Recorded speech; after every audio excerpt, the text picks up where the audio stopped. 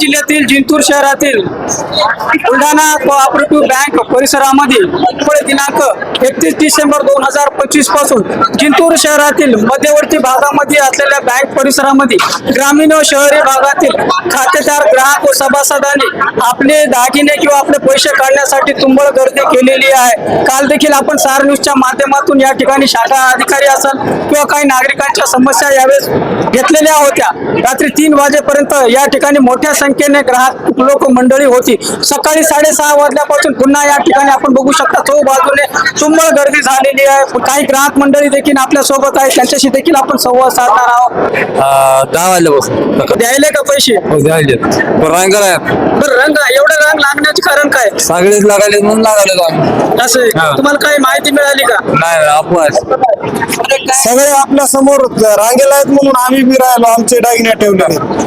ते चांडक साहेब जे याचे संस्थापक अध्यक्ष आहेत, त्यांचं असं म्हणणं आहे बँक ही पळून जाणार नाही, बँक सर्व ठेवीदारांना किंवा मग ज्यांनी पण अनामत रक्कम रखली ते देण्याची आमची तयारी आहे, असं त्यांचं म्हणणं आहे की बँकेमध्ये अफवा फिटलेली आहे आणि त्यामुळे नागरिकांनी शांतता बाळगावं असं त्यांचं म्हणणं आहे। नाही सर, पण ते कसं तर सगळ्यांनी खेड्यापाड्यात राहतो आम्ही, सगळ्यांनी सांगितलं बाबा बँक जाणार आहे, त्याच्यामुळे सकाळपासून आलेलो आहे 8-9 वाजले। सोनं तळायला काहून उद्याला होतं ना, ठेवलेलं होतं? काढण्याचं कारण काय?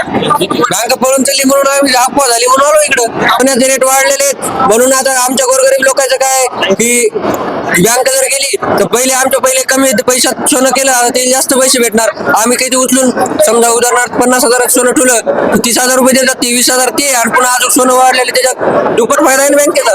अफवा झाली नो, गेलं तर काय करायचं मग? अच्छा, अफवा झाली। असं लिगली काय अफवा दिसली का तुम्हाला कुठं? कशी म्हणजे की बाबा बँक पळून गेली अशी कुठलची? नाही, तशी नाही दिसली, काढून घ्या फक्त अफवा पसरली म्हणून? अच्छा, या सोनं सोडण्यासाठी हा, काहून काय कारण काय? एक ते ज्ञानदादा एक असं झालं पळून गेली म्हणून ती भीती झाली। पण यायची अशी एक प्रॉपर्टी आहे, 4,000 कोटीची प्रॉपर्टी आहे, हे असं काही होणार नाही आणि सगळ्यांना कोणी काय करू नाही। तुम्ही जाऊन थांबले इथे येऊन? तुम्ही थांबले का? एक असं म्हणणं सर की घरचं माझं सोनं ठेवलेलं आहे तुमचं? हा, हा, तर मग घरच्या महिला मंडळ काय म्हणतात काढून घ्या, हा, त्याच्यामुळे तुम्ही थांब। आम्ही बँकेचे पैसे अफवा झाल्यामुळे पैसे उचलण्यासाठी आलेले आहेत, आमचे बॉन्ड केलेले होते तर त्याच्यासाठी आलेले आहेत।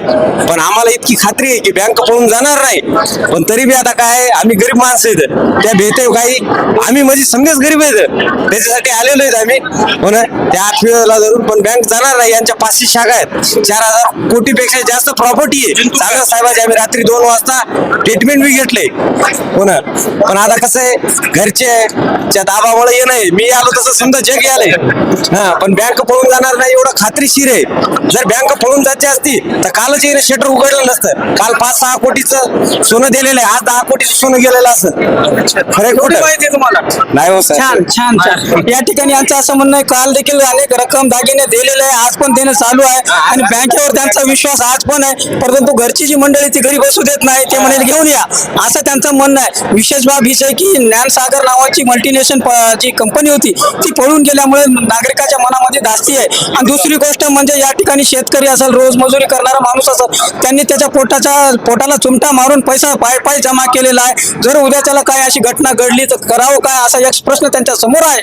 म्हणून त्यांना वाटतो की आता हे पैसे आपल्याकडे ठेवावं, जर बँक व्यवस्थित झाली पुन्हा आणून ठेवू असं त्यांचं एक मनाची धारणा आहे। म्हणून या ठिकाणी सकाळपासून नागरिकांनी एकच तुंबळ गर्दी केलेली आपली रक्कम आपले दागिने घेण्यासाठी आहे। अजून काही कर्मचारी देखील आपल्या सोबत आहे, शाखा अधिकारी साहेब त्यांच्याशी आपण संवाद साधणार आहोत।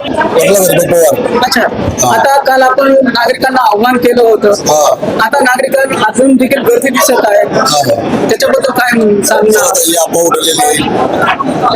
आपण जितके कस्टमर असतील सर्व कस्टमर पैसे द्यायला आपण तयारी, कस्टमरला सहकार्य करावं। आम्हाला एवढं दिलं ते आम्हाला वेळ 6 वाजले, सकाळी 6 वाजले की तरी आम्ही काम करून परतच लोकांना वापस पाठवतोय, असं कोणाला वापस केलेलं नाही। रात्री किती वाजेपर्यंत? रात्री सकाळी आम्ही 6 वाजेपर्यंत लोकांना काम केलं, रात्रभर शाखा चालू होती आणि आज पण तीच पोझिशन आहे।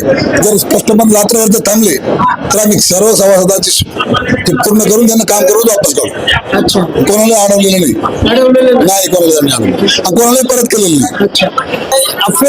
अफवेवर कोणताही विश्वास ठेवू नका। सुद्धा बँक आपली रक्कम पायनापाय देण्याची तयारी ठेवलेली आहे. त्यामुळे जिंतूर येथील सर्वच ग्राहकांना देखील आवाहन करतो की आपण आपली रक्कम घ्यायची असेल तर आपल्याला कोणी ते थांबवू शकणार नाही. बँकेने देखील लाईनीमध्ये आलेल्या प्रत्येक माणसाला या ठिकाणी त्यांचे जे पण असेल ते देण्याचं काम केलं. त्यामुळे यापुढे देखील आम्ही देणारच आहे. त्यामुळे आपण लाईनीमध्ये येऊन ही रक्कम घ्यावी असं त्यांच्या वतीने सांगण्यात आलं. या बँकेची अफवा ही पसरलेली आहे. त्यांच्या संस्थापक अध्यक्षांना देखील नागरिकांना आवाहन केले पैसे देण्यासाठी सक्षम आहे. त्यांनी सोन्याचे दर वाढल्यामुळे त्यांनी जाणून बुजून बँकेसोबत षडयंत्र रचलं आणि अफवा पसरली. त्यामुळे ही परिस्थिती निर्माण उद्भवलेली आहे. आता जिंतूर सहार न्यूज चॅनलची बातमी आवडल्यास सबस्क्राईब करा, लाईक करा, शेअर करा. जिंतूर सहार न्यूज चॅनलसाठी मी शेख अली.